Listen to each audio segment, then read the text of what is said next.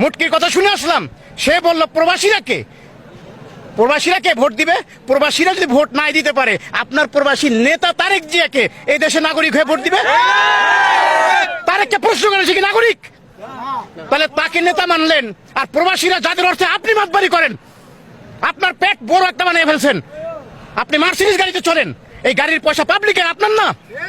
লুট করেছেন আপনি, আওয়ামী লীগ থেকে টাকা খেয়েছেন। রুনি ভাড়া আওয়ামী লীগ থেকে টাকা খায়। দুলু বুলু কুলু এই সব বুলু বুলু চুলু কারা? এরা কারা? জঙ্গিবাদ যারা ইসলামিক দলদেরকে বলে, তারা নিজেরাই জঙ্গি, তারা নিজেরাই সন্ত্রাসী, তারা নিজেরাই দুর্নীতিবাজ। তারা কায়েম করতে চাচ্ছেন না ন্যায় শাসন। ন্যায় শাসন কায়েম করলে তারা জুলুম করতে পারবে না, অপরাধ করতে পারবে না, দখলবাজি করতে পারবে না, চাঁদাবাজি করতে পারবে না, মদ জুয়ার আড্ডা করতে পারবে না, টেন্ডারবাজি করতে পারবে না, ক্যাসিনো খুলতে পারবে না, সন্ত্রাসীদেরকে লাইসেন্স দিতে পারবে না, অস্ত্রধারী সন্ত্রাস রাস্তা নামাতে পারবে না, সাধারণ মানুষের ঘর বাড়ি দখল করতে পারবে না। এই জন্যই তারা ইসলামিক দলকে চায় না।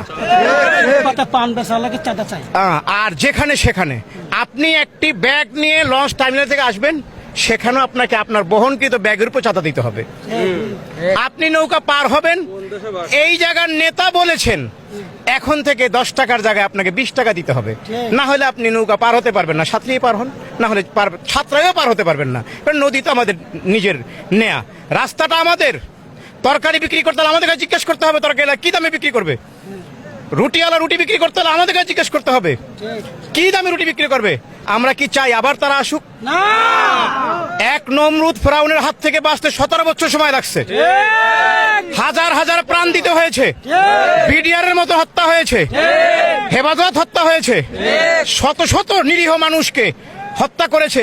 ফজরের নামাজের সময়, ফজরের নামাজের সময় যেই সকল যুবকরা, যেই সকল মুসলিরা ফজরের নামাজ পড়তেন, তারাই জামাত, তারাই ইসলামপন্থী, তাদেরকে ধরা হয়তো।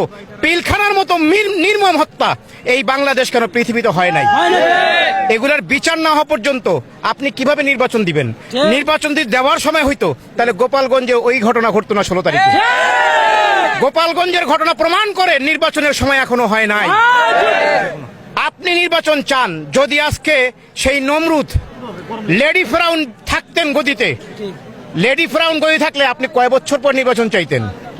আপনি ইউনূসকে সেই মেয়াদটা দেন, উনি তো 5 বছর থাকতেন, 1 বছরের কম সময় তো চলে গেলেন। হ্যাঁ, তো সেই 5 বছরটা ওনাকে সময় দেন এবং ওনাকে সহযোগিতা করুন। যদি আপনি সহযোগিতা না করেন, তাহলে আপনি আওয়ামী লীগের প্রেতাত্মা, আপনি আওয়ামী লীগের তৈরি করা গঠনতন্ত্র প্রচার করতে যাচ্ছেন। আপনি কোটি কোটি না, হাজার হাজার কোটি টাকা খেয়ে আওয়ামী লীগের চোর ডাকাতদেরকে দেশ থেকে পালাতে সাহায্য করেছেন আপনারা। কোন ইসলামিক দল করে নাই, কোন মোল্লা মৌলবীরা করে নাই, কোন সাধারণ মানুষ কোন আওয়ামী লীগকে দেশ থেকে পালাইতে দেয় নাই। পালানোর সুযোগ করেছেন আপনারা, আপনাদের বাড়িতে আশ্রয় ছিল। আজকে আপনি বলবেন যে নির্বাচন দেন, দেশ সুস্থ নির্বাচন চায়। সুস্থ নির্বাচন কে না চায়? কিন্তু সেই সুস্থ নির্বাচন তো আপনি হতে দিবেন না। আপনি আগেই বাক্স ঘরে নিয়ে রেখে দিচ্ছেন, আমরা চলে আসছি ক্ষমতা, আপনি চলে আসবেন কি? ভোটটা কি আপনার না জনগণের? আজকেও আমি পাপিয়া, ওই কি পাপিয়া মুটকির কথা শুনে আসলাম। সে বলল প্রবাসীরা কে ভোট দিবে? প্রবাসীরা যদি ভোট নাই দিতে পারে, আপনার প্রবাসী নেতা তারেক জিয়াকে এই দেশে নাগরিক হয়ে ভোট দিবে? তারেককে প্রশ্ন করেছে কি নাগরিক? তাহলে তাকে নেতা মানলেন, আর প্রবাসীরা যাদের অর্থে আপনি মাতবাড়ি করেন, আপনার পেট বড় একটা বানিয়ে ফেলছেন। আপনি মার্সিডিজ গাড়িতে চলেন, এই গাড়ির পয়সা পাবলিকের, আপনার না। লুট করেছেন আপনি, আওয়ামী লীগ থেকে টাকা খেয়েছেন। রুনি ভাড়া আওয়ামী লীগ থেকে টাকা খায়।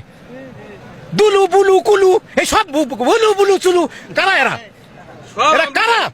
এরা চোর, চোরের দোসর, খুনির দোসর, হত্যার দোসর।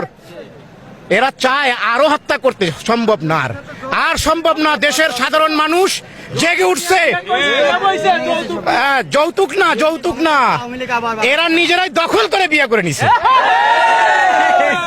বাড়ি আমার, দখল আমার। হ্যাঁ, আমরা ওই সকল রাজনৈতিক দলকে প্রত্যাখ্যান করি যেই সকল রাজনৈতিক দলদের পরিচয় শেখ হাসিনার মতন প্রকাশ পেয়ে গেছে। আমরা তাদের আর দেখতে চাই না, মহব্বত দেখাতে চাই না, ভালোবাসা চাই না। আমরা চাই ইসলাম দেশে কায়েম হোক, কোরআনের আইন বাস্তবায়ন হোক।